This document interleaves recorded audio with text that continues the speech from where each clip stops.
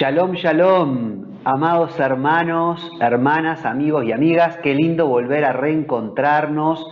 Estamos en La Raíz, en estos estudios mesiánicos con Pablo Modernel y Esteban Morales ahí del otro lado en los controles. Esteban, un saludo grande para vos.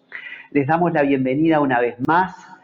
Te recuerdo que, bueno, si no nos estás viendo por mi canal de YouTube, La Raíz Estudios Mesiánicos con Pablo Modernel, nos estarás viendo entonces por Apocalipsis Network, radio y televisión, Apocalipsis Network Latinoamérica. Estamos saliendo los martes a las 2 a.m. del este de los Estados Unidos de Norteamérica. Como dice un amigo mío, the United States of America. Así que, bueno, muy contentos en esta nueva etapa que ya va por un segundo estudio en este 2022, en esta nueva etapa donde estamos saliendo al aire por Apocalipsis Network. Te recuerdo que si estás mirando mi canal de YouTube, allí vas a tener 14 listas de reproducción. O si estás mirándonos y sintonizándonos por Apocalipsis Network, te recuerdo que podés ir a YouTube, La Raíz Estudios Mesiánicos con Pablo Modernel, sale a veces en las gráficas, lo coloca Esteban durante el programa, y ahí tú te vas a encontrar con 14 listas de reproducción, donde hay los 14 estudios. Esta va a ser la lista de reproducción número 14, ¿no? Y están titulados allí los diferentes estudios que hemos estado compartiendo. El estudio anterior, cada estudio tiene aproximadamente 4 videos, a veces 5 o 6 videos, o en el caso del estudio anterior, 8 partes, 8 videos, porque fue un estudio muy extenso, el de la segunda venida de Cristo. Y respecto al último programa de la segunda venida de Cristo, como no nos habíamos reencontrado desde entonces, quiero pedir disculpas si en algún momento del programa salta un poquito o se traba un poquito el sonido. A veces tenemos esos inconvenientes porque al ser un programa que se graba en vivo, puede haber algún inconveniente técnico y bueno, después queda de esa manera subido a YouTube, así que pido un poquito de disculpas por eso. Y por otro lado, aclarar algo que yo ya aclaré en la última parte de la segunda venida de Cristo en la sección de comentarios en YouTube, pero de todas maneras lo quiero aclarar ahora, que cometí un error en un término que usé cuando me referí a la iconoclastia de la Iglesia Católica, y en realidad lo que quise decir fue iconografía, porque la palabra iconoclastia es como el odio, por así decirlo, hacia las imágenes y todo lo demás. Pero yo en realidad lo que quería decir, estaba haciendo una referencia a la iconografía de la Iglesia Católica, la iconografía. Cuando hablé de que a María se la representaba pisando a la serpiente. En la iconografía católica, a la Virgen María siempre se la representa sobre una serpiente, pisando una serpiente, no porque es la simiente de María la que da a luz a nuestro Señor Jesucristo. Quería aclarar eso, y quería también decir algo que me pasó, porque siempre son tantas cosas, tanta información, que siempre me quedan cosas colgadas, o muchas veces me quedan cosas colgadas, y cuando hablé de la gran ramera de Babilonia, en la parte 8 de la segunda venida de Cristo, en la última parte de ese estudio, lo que no dije fue que Babilonia evidentemente es una referencia a una ciudad específicamente, y siempre nosotros, como la Biblia dice en Apocalipsis que Babilonia está sobre 7 montes, esto es algo para que el que lo pueda discernir lo discierna y lo entienda, dice Apocalipsis. Babilonia está sentada o asentada sobre 7 montes, y como Roma está asentada sobre 7 montes, muchas veces tradicionalmente se ha creído que la gran ramera de Babilonia es una referencia a la ciudad de Roma y que podría ser la propia ciudad de Roma. Pero lo que yo quiero decir es que no debemos olvidar que hay otra ciudad muy importante a lo largo de la historia, asentada sobre 7 montes, y que también podría ser un tipo de la Babilonia de la que habla la Biblia, y que podría ser la ciudad identificada con Babilonia, y es Estambul, lo que hoy día es la capital de Turquía, Estambul, que históricamente también se la llamó Constantinopla, donde residió el Imperio Romano de Oriente, porque la capital del Imperio Romano de Occidente estuvo en Roma, mientras que la capital del Imperio Romano de Oriente estaba en Constantinopla. Y atención con esa interpretación, yo no digo que sea así, yo no digo que Babilonia como ciudad tenga que ser Estambul, pero tiene mucho sentido por todas las cosas que han sucedido en Estambul. Recordemos que hoy día, y también y por lo que históricamente ha sido esa ciudad y esa región, esa área, que era en el Nuevo Testamento Asia Menor, y recordemos que el apóstol Juan envía las cartas a las 7 iglesias de Apocalipsis situadas en Asia Menor, que hoy día es la región de Turquía, donde precisamente está Estambul. Pero además, si pensamos en el hoy, Estambul, Turquía, hoy día es un estado musulmán, si bien es un estado musulmán que no es de los más extremistas, pero es un estado musulmán. Hay un vínculo muy fuerte de Turquía con Rusia y con Irán. Irán es un enemigo acérrimo de Israel. Estambul está directamente al norte de Jerusalén, incluso lo vamos a ver eso en un mapa que vamos a ver en el estudio que vamos a presentar hoy. Entonces, atención con esa interpretación, no sé si nueva, pero que bueno, estaba un poquito dormida y ahora ha despertado en la posibilidad de asociar la gran ramera de Babilonia, la ciudad de Babilonia, con Estambul, que está asentada sobre 7 montes, lo mismo que Roma.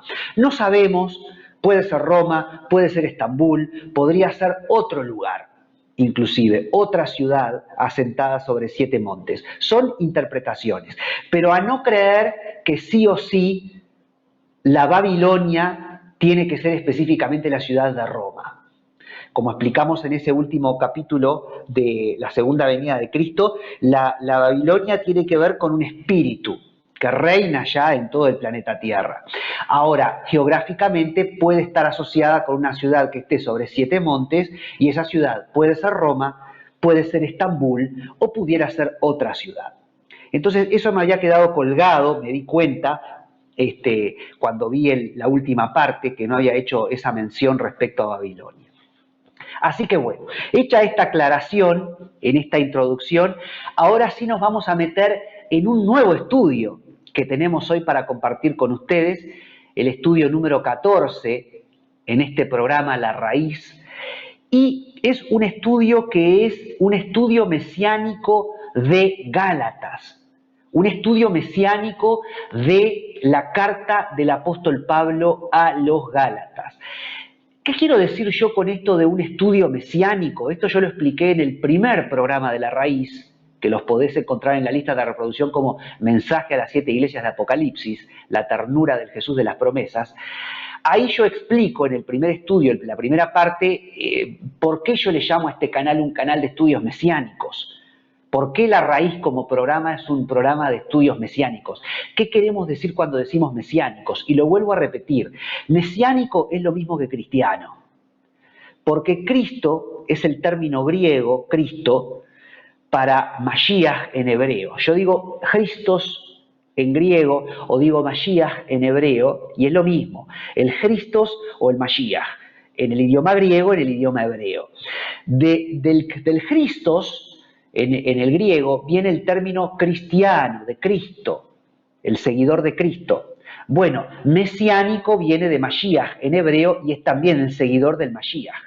Entonces es lo mismo decir cristiano que decir mesiánico. Pero cuando decimos mesiánico hay una asociación especial con todo lo que tiene que ver con la raíz judía del cristianismo, con la raíz israelita del cristianismo, con la raíz hebrea del cristianismo. Entonces, como acá vamos a ver una relación y un vínculo muy particular en la carta de Gálatas, del apóstol Pablo a las Gálatas, con Israel y con la historia de Israel y con el pueblo judío y con la historia del pueblo judío, por eso estoy diciendo que es un estudio mesiánico de Gálatas. ¿Sí? Como para dar ese énfasis, nada más. Pero en sí es un estudio de la carta del apóstol Pablo a los Gálatas. Si vos tenés, Esteban, ahí la presentación de PowerPoint, precisamente en la diapositiva número 1 aparece el título, Estudio Mesiánico de Gálatas, perfecto, Esteban. Y en la siguiente diapositiva yo tengo, de alguna manera, el punteo de los temas que vamos a tratar a lo largo de este estudio, que nos va a llevar unas 3 o 4 clases. El mensaje del Evangelio es lo primero que voy a tocar. Después voy a hablar de Pablo, un apóstol a los gentiles, o si lo dijera en hebreo, yo diría un shaliach a las naciones, porque el término apóstol en hebreo es shaliach y el término gentiles en hebreo es goim o naciones. Y Pablo es eso, es un apóstol a los gentiles o un shaliach a las naciones, un enviado a las naciones, a las diferentes etnias. En tercer lugar vamos a ver esta pregunta, ¿no? La iglesia, ¿es Israel? Vamos también a observar un paralelismo entre el profeta Oseas y Jesús, Oshía y Yeshua en hebreo.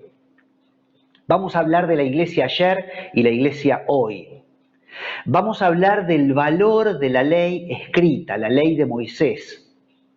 Y vamos también a hablar de las obras de la ley, que las obras de la ley es lo que podemos entender como la tradición oral, que muchas veces se abre de la ley escrita, y son interpretaciones de la ley escrita que a veces son en paralelo a la ley escrita y a veces lo opuesto a la ley escrita, te voy a decir. Basados en la ley escrita, pero ya apuntando para cualquier lado. Vamos a ver también, por lo tanto, la autoridad de la Torá o la ley escrita sobre la tradición, sobre los takanot o las tradiciones, las leyes que los hombres crearon después, aparte de la ley de Moisés. Vamos a ver los frutos de la carne relacionados con el yugo de la tradición.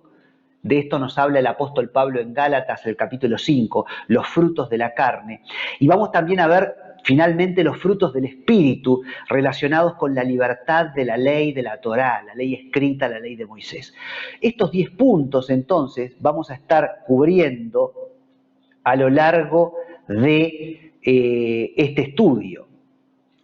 Y en la siguiente diapositiva vamos a ver un mapa. Te cuento que la carta del apóstol Pablo a los Gálatas es considerada por muchos uno de los primeros escritos del Nuevo Testamento. Hacia el año 55 después de Cristo, se cree, Pablo la escribió y la envió, y es de la misma época más o menos que la carta a los romanos. Y Pablo dirige esta misiva a Galacia, Asia Menor, o lo que hoy en día se considera Turquía. Y ahí lo vemos en el mapa que muy bien está mostrando Esteban. Ahí en verde en el mapa vos tenés algo que está distinguido como Palestina. En realidad eso es Israel. Te cuento que en muchos mapas y en muchos sitios no vas a encontrar Israel, sino que vas a encontrar Palestina. Bueno, porque Palestina era el nombre que el Imperio Romano le había dado a Israel. Pero en realidad, de hecho, Palestina proviene de filisteo. Es un término emparentado con filisteo. Pero es un atrevimiento llamar a Israel Palestina, en realidad, porque ese es un invento del Imperio Romano. En realidad, esa región se llamaba Israel. Los romanos, para tratar de borrar la identidad de Israel, no solamente le cambiaron el nombre al territorio de Israel y le pusieron Palestina, que hasta hoy día lo podemos encontrar así en muchos mapas, sino que también los romanos quisieron cambiarle el nombre a Jerusalén y quisieron ponerle a Jerusalén Aelia Capitolina o algo así, no me acuerdo ahora exactamente y no lo tengo escrito, pero gracias a Dios no triunfaron en ese intento y Jerusalén siempre ha sido denominada Jerusalén, Jerusalén, Jerusalén. Pero a Israel muchas veces se le llama al territorio de Israel Palestina, mal llamado Palestina, porque es Israel. Bueno, ahí el apóstol Pablo, que tiene su origen evidentemente en Jerusalén y en todo el territorio de Israel, o lo que en este mapa aparece como Palestina, Pablo envía la carta desde ahí a el norte. Vieron que ahí en rojo está Galacia. Yo lo pinté un poquito en rojo para que se distinga un poquito más. Como esto es un mapa yo no sé exactamente si en inglés o en latín, no sé, en realidad no me doy mucho cuenta, por eso aparece ahí Galatia, ¿no? Galatia o no sé, pero se refiere a Galacia. Y después vemos que hay ahí otra serie de lugares como Bitinia, Asia, Licia, Cilicia, Capadocia, el Pontus, Siria, bueno, diferentes lugares. Pero ahí entonces está el apóstol Pablo dirigiendo su carta. La carta a los Gálatas es una carta que él dirige a esa región en rojo que vemos en el mapa, que es la región de Galacia. Y ahora podés volver a mí, Esteban, ahora sí. La idea dominante es la de la existencia de un solo camino para Israel y las naciones. ¿Sí? Hay un solo camino que es nuestro Señor Jesucristo para Israel y las naciones. Ese mensaje único está contenido en el Evangelio. En el Evangelio, la buena nueva.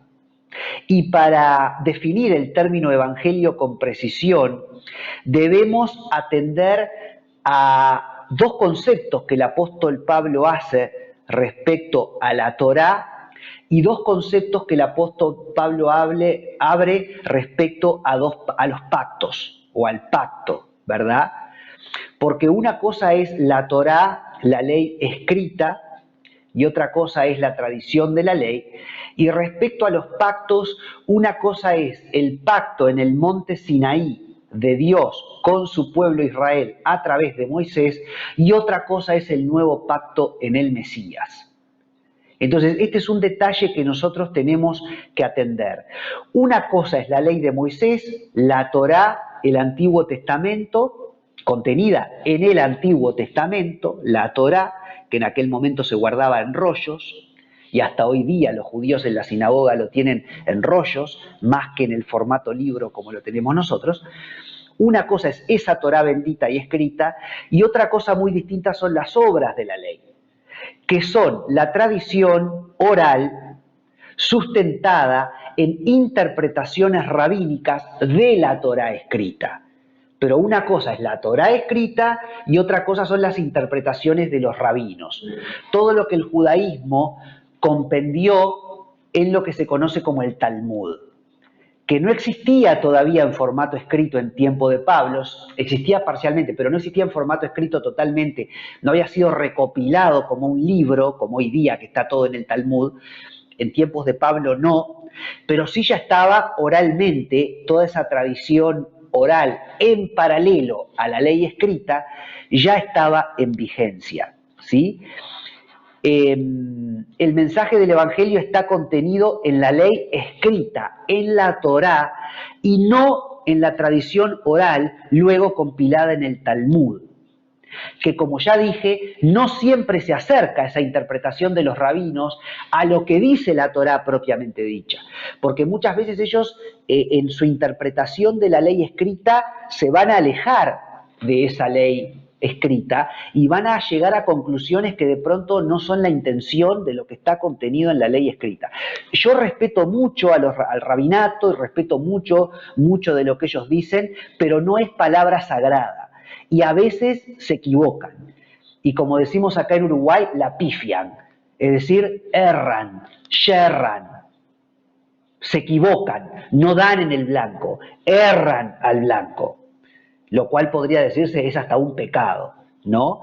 Entonces, cuidado con esto. Y el apóstol Pablo hace una distinción a lo largo de toda la carta a los Gálatas entre lo que es la ley y lo que son las obras de la ley.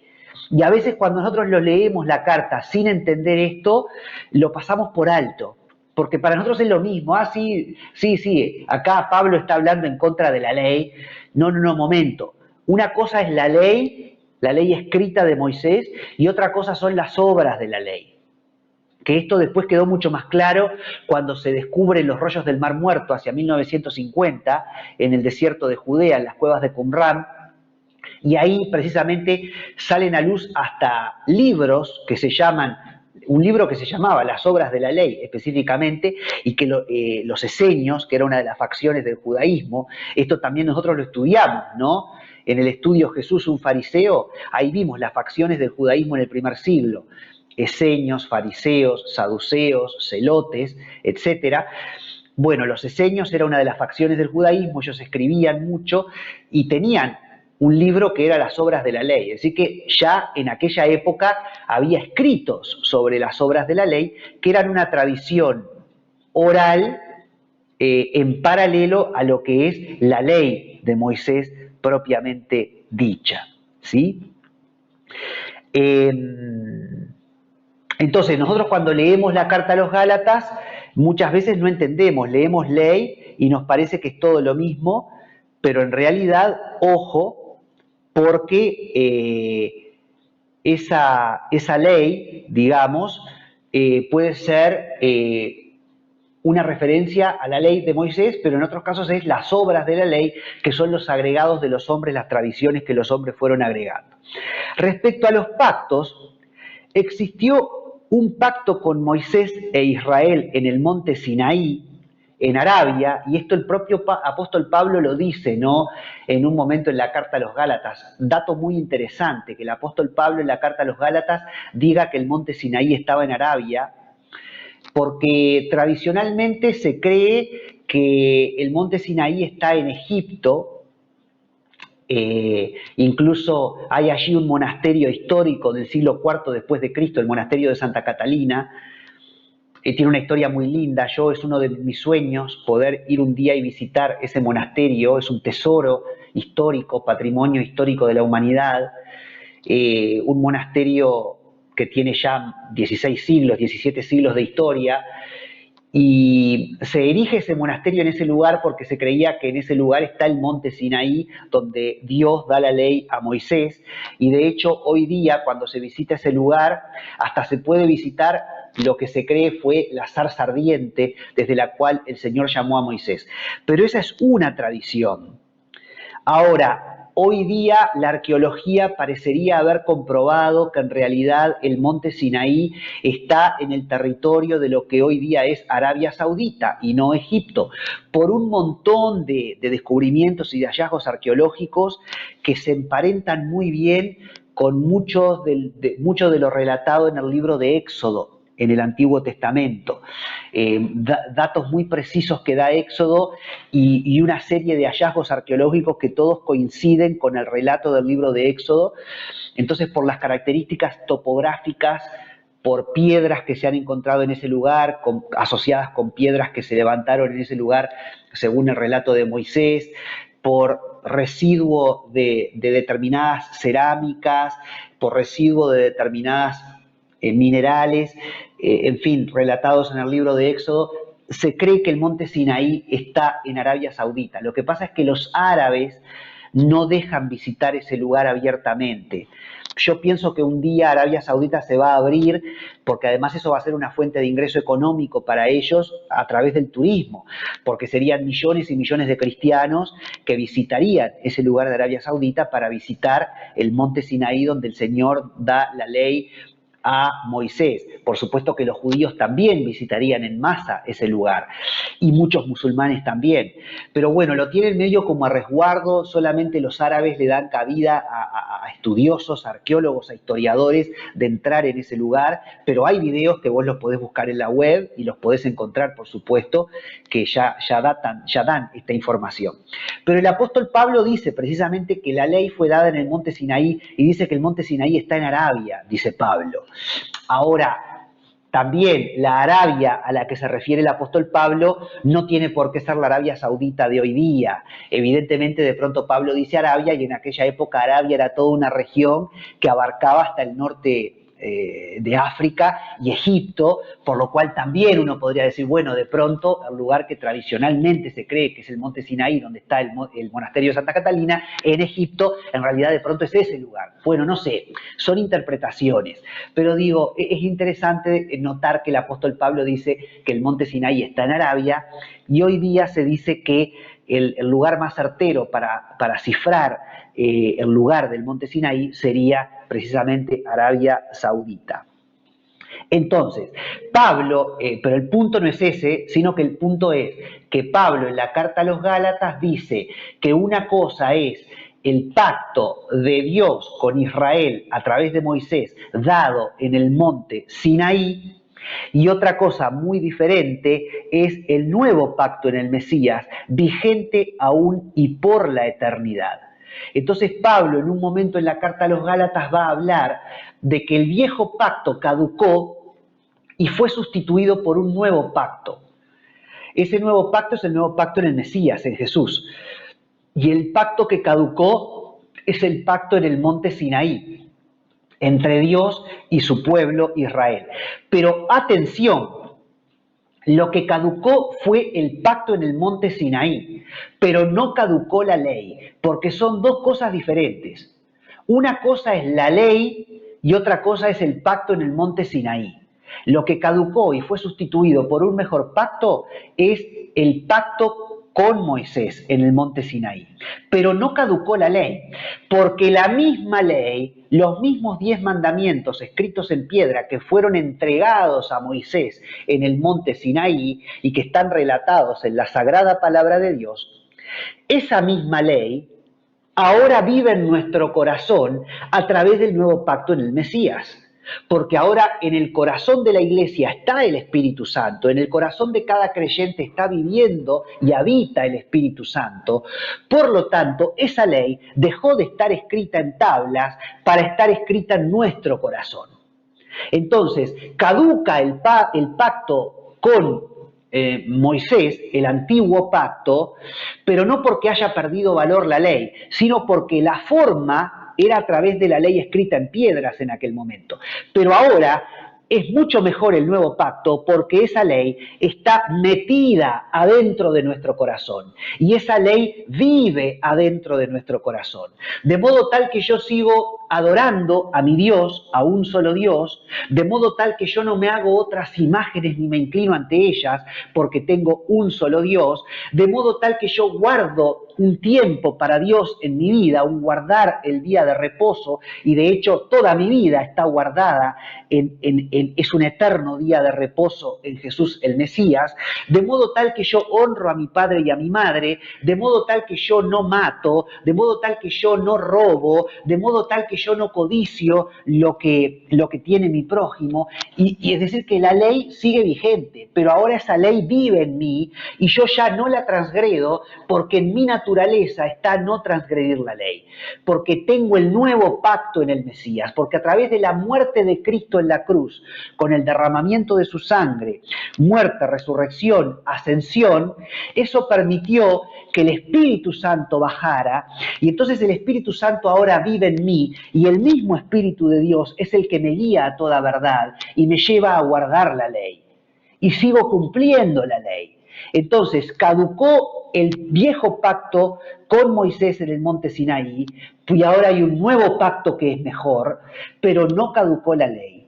Y nosotros eso lo tenemos que entender, porque estamos muy acostumbrados muchas veces a despreciar el concepto de ley. No, la ley es para los judíos, decimos muchas veces, ¿no? En las iglesias. No, eso es cosa de los judíos. Todo eso ya pasó, ahora estamos en el tiempo de la gracia, el tiempo de la ley se acabó. No. Ahora estamos en el tiempo del nuevo pacto en el Mesías y lo que caducó fue el pacto, como dice muy bien Pablo en Gálatas, lo que caducó fue el pacto con Moisés y fue sustituido por un mejor pacto. Pero la ley no caducó, amados. La ley no caducó. De hecho, la palabra ley en hebreo es Torá y es un concepto y es un término maravilloso y glorioso. Porque lo que es mandamientos, por así decirlo, lo podríamos relacionar con el término mitzvot, ¿no? Los mandamientos, es decir, la letra chica, por así decirlo, podrían ser los mitzvot. Vieron que cuando un judío hoy día, un niño judío alcanza los 13 años, se le hace el famoso bar mitzvah, ¿no? Que es, bueno, el bar mitzvah es cuando a ese niño se le permite leer la Torá. Por primera vez. Deja de ser un niño y pasa a ser un hombre adulto, ¿no? Y ya pasa a estar su vida en relación a la mitzvah, el mandamiento, o los mitzvot, ¿no? Todas las regulaciones y las reglas contenidas dentro de la Torá. Lo mismo las niñas. En el judaísmo las niñas, en vez de tener un bar mitzvah, ellas tienen un bat mitzvah. ¿Sí? El bar mitzvah o el bat mitzvah, porque bar es hijo y bat es hija en hebreo. Entonces el bat mitzvah es cuando tú pasas a ser hijo de la mitzvah, hijo de las regulaciones, hijo de los mandamientos.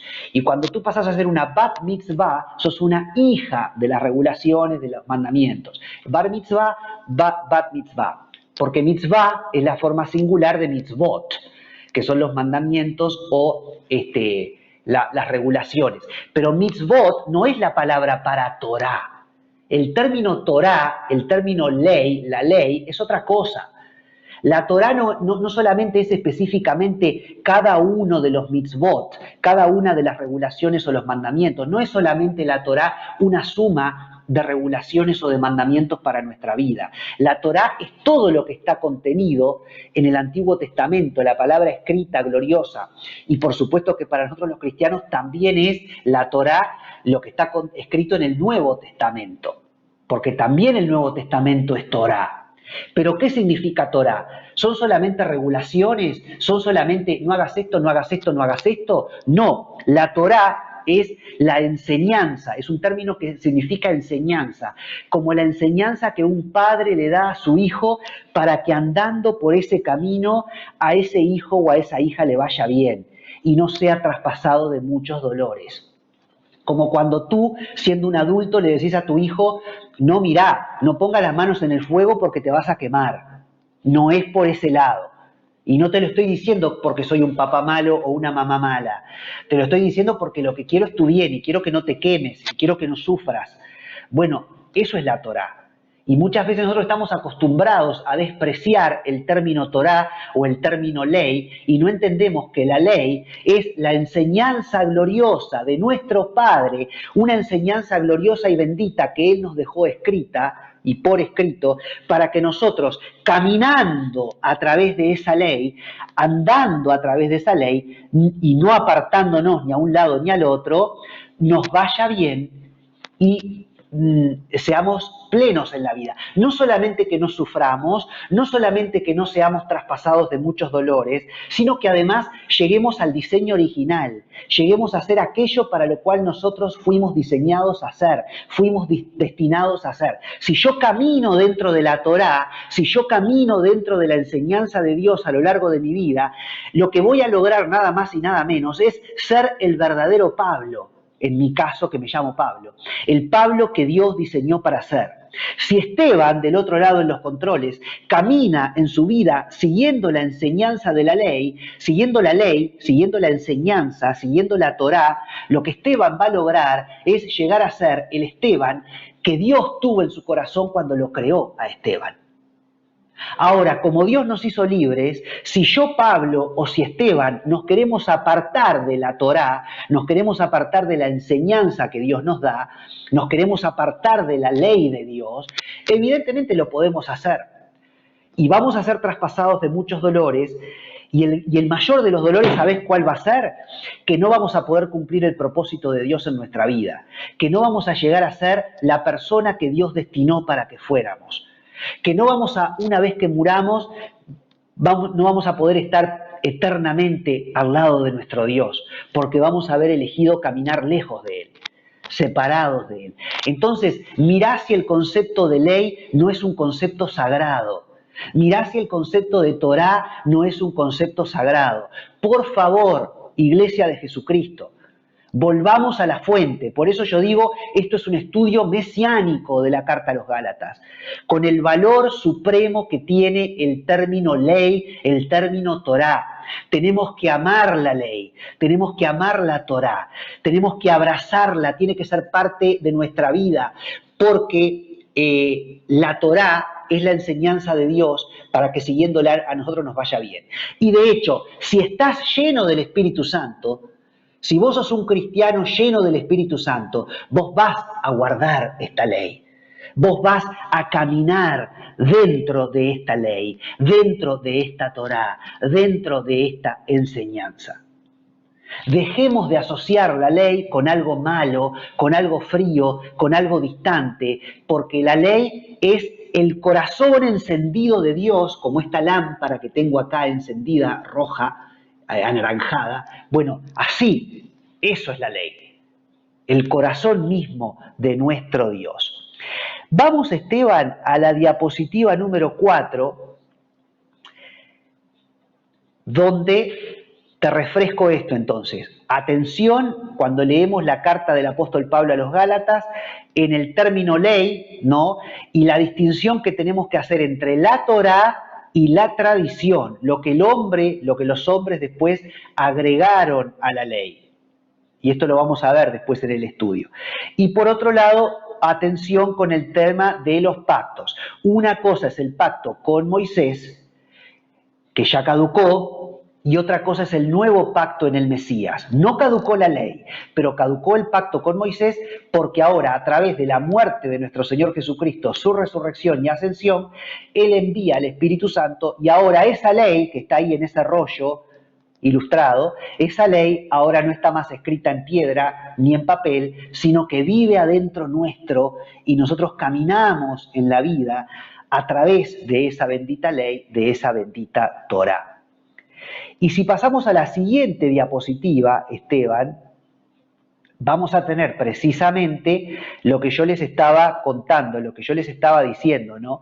El término Torá, que ahí aparece, es el número 8451 en la concordancia Strong, y ahí aparece escrito Torá de dos maneras, ¿no?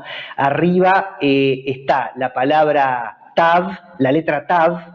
El hebreo se lee al revés que el español, digamos, ¿no? Se lee de derecha a izquierda. Y tú tenés una Tav, que es esa que tiene un puntito en el medio.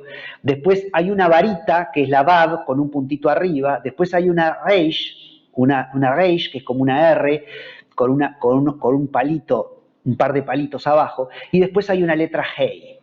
Bueno, eso en hebreo se lee Torá, Torá. Y abajo tenemos de vuelta la misma palabra, solo que falta la varita. Vieron que está la Tav, después solamente está el puntito y no está la varita de la Vav. Luego está la Reish y luego está la Hei. Bueno, ahí está Torá. El término Torá en la concordancia Strong es el 8451 y significa precisamente esto, enseñanza. Enseñanza. Y viene de enseñar, como está ahí. Esteban, la siguiente diapositiva. Vamos a la siguiente diapositiva, Esteban. Ahí está. No sé si el término Torá, vuelvo a decir, letra Tav, Vav, Reish y Hei, o letra Tav, Reish y Hei, Torá, en hebreo, enseñanza, viene de enseñar. Y el término enseñar en hebreo está ahí, es Yara, Yara, que en la concordancia Strong es el número 3384, Yara. Y ahí tenés una letra Yod, que es esa chiquita arriba, después una letra Reish y después una letra Hei, Yara. ¿Sí? Entonces, Torah, enseñanza, el término ley o Torah significa enseñanza y viene de enseñar, y enseñar en hebreo se dice Yara. Yara. Y podés venir a mí, Esteban, que te voy a contar algo muy lindo. Mirá qué lindo lo que te voy a decir. En la concordancia Strong, respecto al término ley, dice que es precepto, estatuto, derecho, dirección. La Torá es una dirección que el Padre nos da para que caminando y andando y viviendo en esa dirección nos vaya bien en la vida, como dice el Antiguo Testamento, ¿no? El que ande por este camino y el que se guíe por estos mandamientos, aunque sea un tonto, no le va a ir mal en la vida. Así que, también como dice el apóstol Pablo, ¿no?, en el Nuevo Testamento, no se confundan, hermanos. Miren que muchos de los hermanos cristianos no son doctos. No son grandes doctores, no son personas súper instruidas, no son unos sabiondos. Pero a Dios le complació elegir lo vil de este mundo para avergonzar a lo que es. Y ¿sabés qué? Muchas veces esos cristianitos, esos cristianos que uno los puede ver como gente que no es muy preparada, que no es muy docta, que de pronto no tienen todo el trasfondo académico que tienen otros grandes doctores egresados de universidades, pero esos hermanitos cristianos, esos tontos, y lo digo con respeto, caminando por la ley de Dios, no les va mal en la vida. A nosotros los cristianos nos va mejor que a nadie. Permitime que te lo diga. ¿Sabes por qué? Porque cuando vos seguís al Señor y no te va a ir mal en la vida. Y en cambio otros tienen muchos títulos universitarios y muchas otras cosas y mucho dinero y mucho poder y les va muy mal. Muchas veces los políticos que tanto poder tienen, los multimillonarios que tanto dinero tienen, los académicos que tanto conocimiento intelectual tienen, los artistas que tanta sensibilidad y creatividad tienen, les va muy mal en la vida, son muy desgraciados. Con lo cual no quiero decir que nosotros como cristianos no tenemos que ser creativos, no tenemos que apostar a tener un buen pasar económico en la vida, no tenemos que dejar de prepararnos y lograr títulos académicos y maestrías y doctorados. Está todo bien eso, y no tenemos incluso que puede haber hasta presidentes cristianos y gente con aspiraciones políticas y de cargos importantes. Está muy bien. Dios quiera haya muchos presidentes cristianos, ministros cristianos, multimillonarios cristianos, académicos cristianos y artistas cristianos. Pero digo, lo importante no es eso. Lo importante es seguir este camino. Y muchas veces en la iglesia hay gente que no es encumbrada, pero sigue este camino. Y siguiendo este camino, ¿sabes qué? No te va a ir mal en la vida, aunque no tengas todo lo demás. Y muchas veces teniendo todo lo demás, por no tener esto, te termina yendo muy mal en la vida. Y los ejemplos huelgan los ejemplos, ¿no? No sé, se me viene a la cabeza Piria. Acá en Uruguay tenemos a alguien que fue un gran arquitecto, además fue un alquimista, ¿no? El Piria, un hombre que se llamó Piria, que diseñó una ciudad muy linda que tenemos en la costa, que se llama Piriápolis, la ciudad de Piria, precisamente, y además él tiene diferentes construcciones donde funciona lo que es el Palacio de las Leyes de Uruguay, donde está el Poder Judicial. Es un palacio que erigió Piria, por ejemplo, y es una joya arquitectónica maravillosa. Bueno, Piria levantó muchas casas y muchos palacios en Uruguay, además de ser un gran visionario, la visión que tuvo para establecer la ciudad de Piriápolis y tantas cosas. Y sin embargo, ese hombre que fue tan sabio, su vida fue muy desgraciada y muy desdichada a nivel personal. Una catástrofe, un desastre, un desorden. Su vida sentimental, su relación con sus esposas, su relación con sus hijos, horrible, horrible. Pobre Piria, ¿no? Pero digo, bueno, lo traigo a colación porque es un ejemplo que se me viene a la cabeza, de gente que muchas veces es muy visionaria y muy admirable, pero no tiene lo fundamental en la vida, que es caminar por la senda de Dios. Eso es lo número uno. Por favor, amados, no perdamos de vista esto. Entonces, Torá, entre otras cosas, significa dirección. Es una dirección, una enseñanza, la ley que Dios nos da para que caminando por ella nos vaya bien en la vida. Y ese término, como decía, enseñanza, viene del verbo yará en hebreo. Yará, enseñar. Pero yará en hebreo también significa colocar o lanzar, ¿sí? Lanzar. Porque la ley, la enseñanza que Dios nos da, es como una piedra que Dios lanza y que da en el blanco. No erra al blanco, y de hecho pecar significa errar al blanco, pero la palabra de Dios da en el blanco, ¿sí? Haciéndola podemos ser felices en la vida. En la Torá están incluidos los mandamientos como señal o dirección para guiarnos en la vida. También la Torá incluye 7 pactos. Esta bendita Torá, de la que nos habla el apóstol Pablo, esta bendita ley, que no es el pacto que caducó porque ahora hay un nuevo pacto en el Mesías. No, la ley, que es otra cosa, y que sigue vigente, tan vigente que ahora esa ley vive en nuestro corazón. En esa ley, en esta bendita Torá, están incluidos 7 pactos. Hay 7 pactos que nosotros los vamos a ver en la diapositiva número 6, Esteban. La diapositiva número 6 habla de 7 pactos, muy bien, fundamentales, que vas a encontrar en la Biblia. Tenemos el pacto edénico perpetuado en Noé, ahí hay 2 pactos. El pacto abrahámico concretado en Moisés, ahí hay 2 pactos más, ya van 4. El pacto levítico con Finnees, ahí tenemos el 5.º pacto.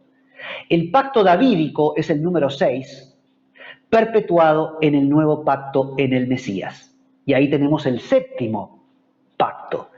Y mientras vos mantenés ahí la diapositiva, yo voy a referirles algo. Así lo vamos fijando esto, ¿no? El pacto edénico, dice ahí la diapositiva, también podríamos decir el pacto adámico. Hay quienes hacen una distinción entre los dos, pero bueno, pacto edénico o pacto adámico, del pacto con Adán y Eva, perpetuado con Noé. ¿Qué es lo que el Señor le dice en el huerto del Edén y luego a Adán? Le dice muchas cosas, pero Él le dice que ellos van a ser fructíferos y van a dominar la tierra. Génesis capítulo 1, versículos 27 al 29. Ellos van a ser fructíferos y van a dominar y van a sojuzgar la tierra. Y eso se cumplió. Hasta hoy día el hombre domina la tierra y el hombre se ha multiplicado. Somos en este momento más de 7.000 millones de seres humanos sobre el planeta Tierra. Ese pacto se cumplió, es un pacto incondicional. Dios no le dijo a Adán, si haces tal cosa vas a fructificar y vas a sojuzgar la tierra. No, este es un pacto incondicional. Aunque peques, aunque el hombre peque, el hombre se va a multiplicar, se va a reproducir y va a sojuzgar la tierra. Y eso se ha dado. Ese pacto que está contenido en la bendita ley, en la Torá, se cumplió. Y ese pacto después que Dios hace con Adán en el huerto del Edén, por eso es el pacto edénico, después se perpetúa en Noé. Y esto lo podemos encontrar en el capítulo 9 de Génesis, versículos 1 al 17, donde de alguna manera se refrenda este concepto y bueno, Noé vuelve a ser fructífero y a dominar la tierra después de lo que sucedió con el diluvio, ¿sí? Muy bien, después tenemos el pacto abrámico, como dice ahí, el padre de la fe, concretado en Moisés e Israel. Génesis 15, versículos 13 al 16, Génesis capítulo 15, contiene ese pacto que el Señor hace con Abraham y luego con Abraham, en donde el Señor le dice, ¿no? Bueno, tu descendencia va a llenar la tierra.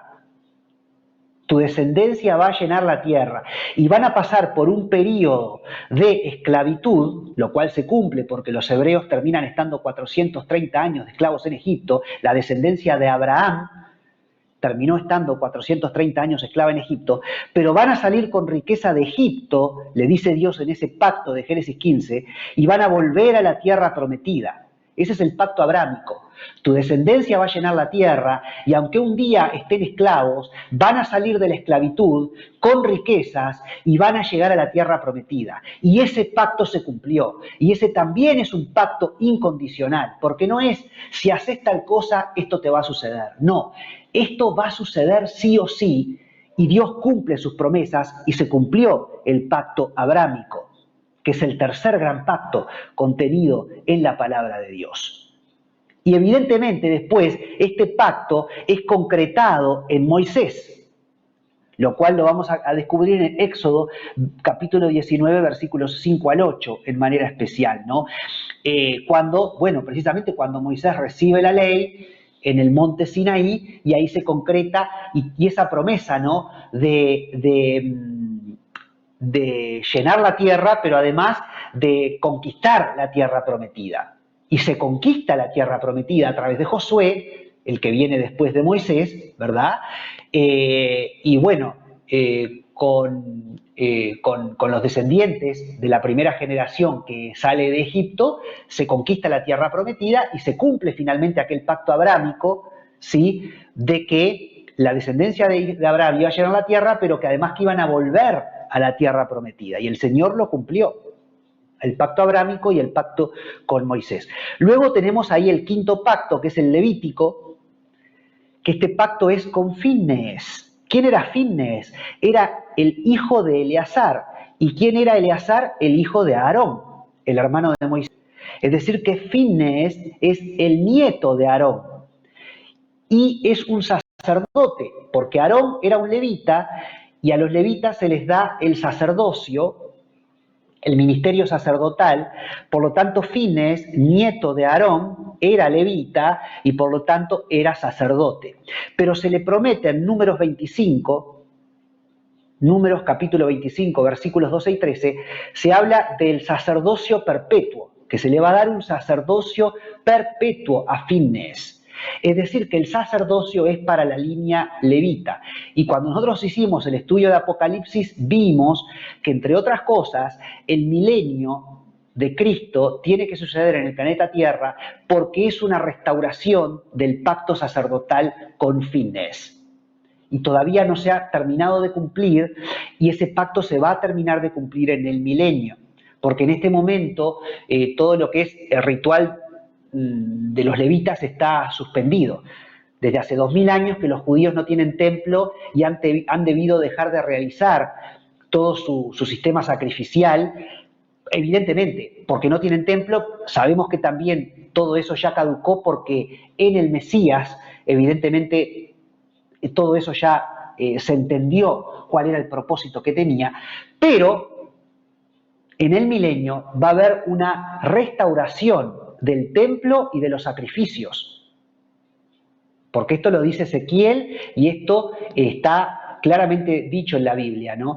Pero esto tiene que ver con un Dios de pactos, un Dios que es fiel, y bueno, si el sacerdocio arónico es un sacerdocio perpetuo, esto va a tener que suceder en el milenio y Dios lo va a cumplir, lo va a terminar de cumplir en el milenio. Ese es el quinto pacto. Y después hay dos pactos más que están ahí, es el pacto davídico perpetuado en nuestro Señor Jesucristo. ¿Qué le dice el Señor a David en 2 de Samuel capítulo 7, versículos 12 al 16? Que va a firmar para siempre su trono, el trono de David y de la descendencia de David. Y Jesús es un descendiente de David. Entonces, el pacto davídico de 2 de Samuel capítulo 7, del Salmo 89, versículos 3 y 4, de Jeremías 31, bueno, ese pacto, ¿no?, que será afirmado para siempre la dinastía de David a través de un descendiente suyo, que es nuestro Señor Jesucristo, son los otros dos pactos de los que estamos hablando, ¿sí? Dios es Dios de pactos. ¿Podés volver a mí, Esteban? Dios es Dios de pactos, Dios cumple sus pactos cuando son incondicionales, ¿no? Porque hay pactos condicionales y hay pactos incondicionales. Esto nosotros lo explicamos en detalle en otro de los estudios que tenemos en La Raíz, que es Israel, su historia, nuestra historia. Podés ir a las listas de reproducción en el canal de YouTube y vas a encontrar una lista de reproducción que es Israel, su historia, nuestra historia, donde nosotros hablamos de que hay pactos incondicionales y pactos condicionales en la Torá. Los pactos incondicionales es cuando Dios te dice, yo voy a hacer contigo tal cosa. Y eso va a suceder, porque Dios es Dios de pactos y Dios no es hombre para mentir. Ahora, hay pactos condicionales donde Dios dice, si vos haces esto, yo voy a hacer esto. Pero si vos no haces esto, entonces te va a pasar esto otro. Y esos pactos, ahí Dios no está atado a cumplir el pacto, porque Dios dice, si haces esto, te va a suceder tal cosa. Pero si yo no hago lo que Dios me dice, entonces Dios no tiene por qué cumplir, porque esos son pactos condicionales.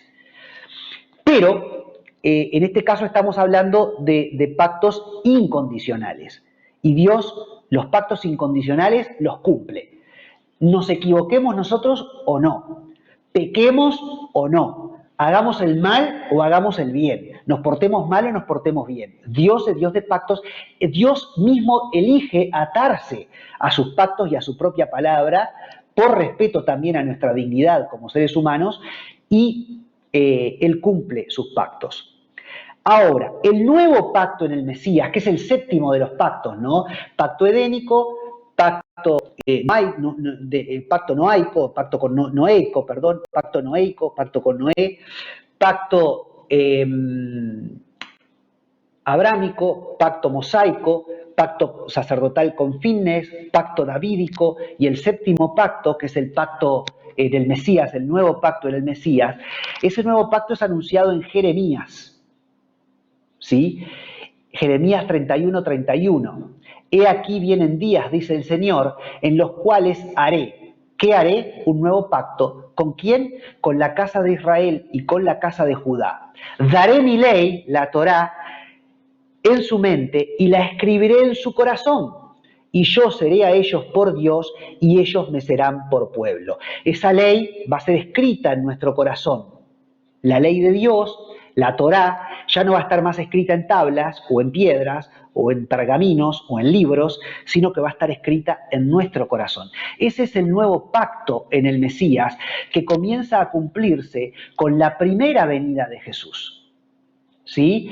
Porque Jesús en su muerte, resurrección, ascensión y 50 días después, cuando viene Pentecostés, y el Espíritu Santo desciende y comienza el Espíritu Santo a habitar en el corazón de la iglesia, ahí se abre la puerta para el cumplimiento del séptimo pacto.